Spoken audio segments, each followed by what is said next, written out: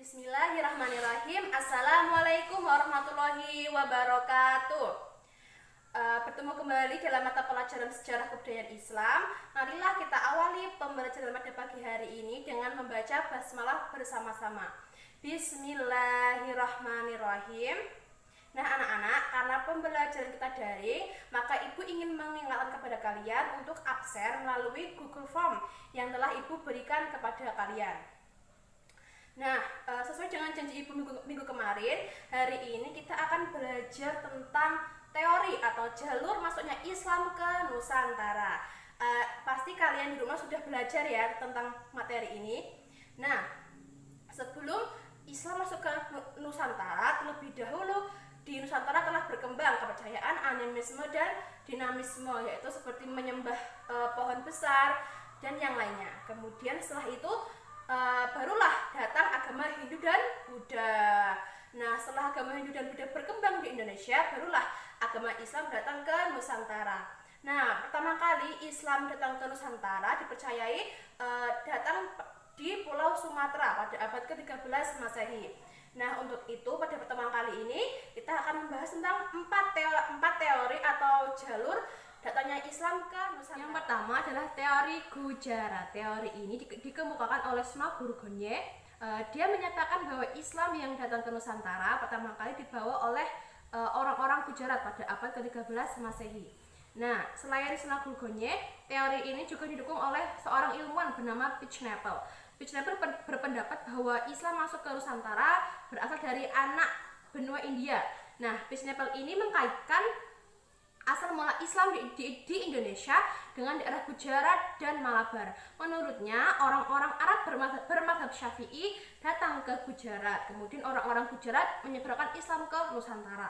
Nah, Pitchnapel juga menyatakan bahwa Islam masuk ke Nusantara lewat perdagangan dari Gujarat. Penjelasan ini atau pendapat ini didasarkan pada seringnya kedua wilayah India dan Nusantara disebut dalam sejarah Nusantara klasik. Nah, selain Sma Burgonye dan Pitchnapel, masih ada beberapa sejarawan Belanda yang sepakat bahwa Islam di Nusantara datang dari Gujarat dengan alasan atau dengan bukti ditemukannya batu nisan dari makam Raja Malik Al-Saleh yang bertuliskan tahun 686 Hijriah dan batu nisan ini berasal dari Gujarat, India. Kemudian selain makam Raja Malik Al-Saleh, ada juga makam dari Maulana Malik Ibrahim di Gresik, Jawa Timur. Kemudian yang kedua adalah teori Arab. Teori ini menyatakan bahwa Islam masuk ke Nusantara pada abad ke-7 Masehi. Dalam teori ini dinyatakan bahwa Islam yang datang ke Nusantara dibawa langsung oleh pedagang dari Arab tanpa melalui perantara bangsa lain. Nah, sejarawan yang mendukung teori ini adalah Profesor Hamka. Dia menyatakan bahwa Islam sudah datang ke Nusantara pada abad pertama Hijriah atau abad ke-7 hingga 8 Masehi dari Arab dengan bukti adanya jalur perdagangan yang ramai dan bersifat internasional. Kemudian selain Profesor Hamka, sejarawan lain yang berpendapat adalah Thomas W. Arnold.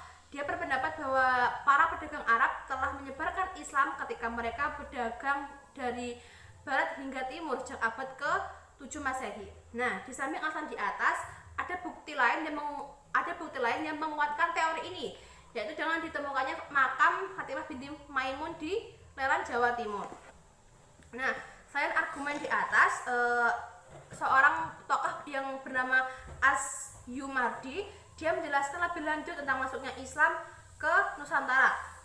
Menurut beliau, Islam datang ke Nusantara pada abad ke-7, namun belum berkembang dengan pesat, yaitu Islam baru dianut oleh para pedagang. Kemudian pada abad ke-12 Islam sudah mulai berkembang sangat pesat. Kemudian yang ketiga adalah teori Persia. Teori ini menitik beratkan pada adanya persamaan budaya di Persia dan budaya di Indonesia. Ada yang tahu contohnya? Ya, contohnya adalah budaya Asyura. Tentu kalian sudah tidak asing lagi dengan budaya ini. Budaya Asyura adalah budaya yang diperingati setiap tanggal 10 Muharram atas meninggalnya Hasan dan Husain yang merupakan cucu Nabi Muhammad. Kemudian yang kedua adalah adanya kesamaan konsep ajaran sufisme yang dianut oleh Syekh Siti Jenar dengan Al-Hallaj. Nah, Al-Hallaj ini adalah seorang sufi besar dari Persia. Kemudian yang ketiga adalah penggunaan istilah bahasa Iran atau Persia dalam sistem pengeja huruf Arab untuk tanda-tanda bunyi harokat. Dan yang terakhir adalah ditemukannya makam Maulana Malik Ibrahim tahun 1419 di Gresik. Nah, adanya budaya inilah yang menyebabkan munculnya teori Persia ini, karena memiliki kesamaan budaya di Nusantara dan budaya di Persia. Kemudian yang terakhir atau yang keempat adalah teori Cina. Nah, menurut teori ini, Islam yang datang ke Nusantara berasal dari para pedagang Cina atau perantau dari Cina. Nah, menurut teori ini, orang Cina telah berhubungan dengan masyarakat Indonesia jauh sebelum Islam dikenal di Indonesia. Nah, pada masa Hindu-Buddha, etnis Cina atau Tiongkok telah berbaur dengan penduduk Indonesia, terutama melalui kontak dagang.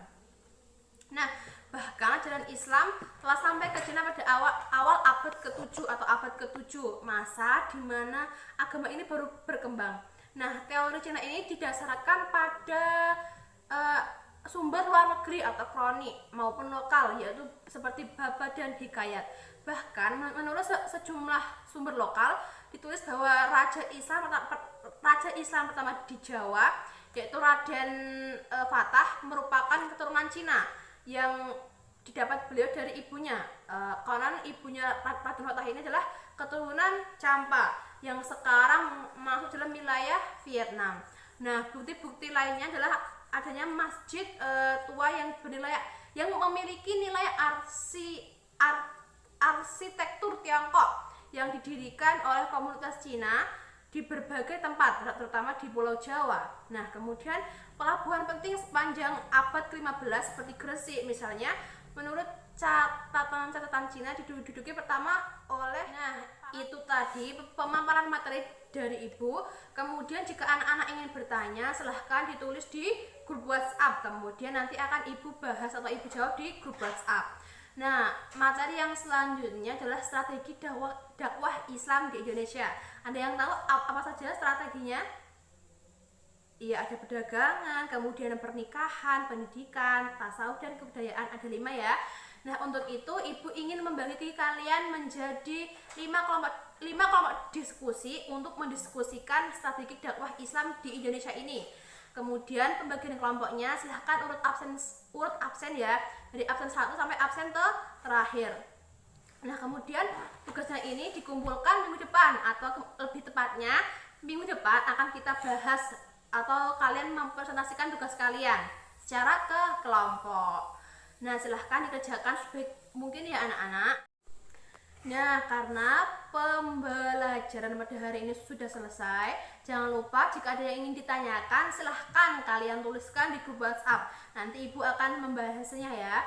Kemudian untuk kesimpulan pada pelajaran hari ini, Ibu ingin setiap siswa menuliskan kesimpulan pada pembelajaran pada pagi hari ini dan kalian kumpulkan di grup WhatsApp. Seperti itu ya anak-anak. Kemudian jangan lupa untuk mengerjakan tugas kelompok minggu depan. Kemudian akan kita bahas dengan cara kalian presentasi melalui Google Meet. Nah, itu tadi penyampaian dari Ibu. Ada kurang lebihnya mohon maaf. Ibu akhiri. Wassalamualaikum warahmatullahi wabarakatuh.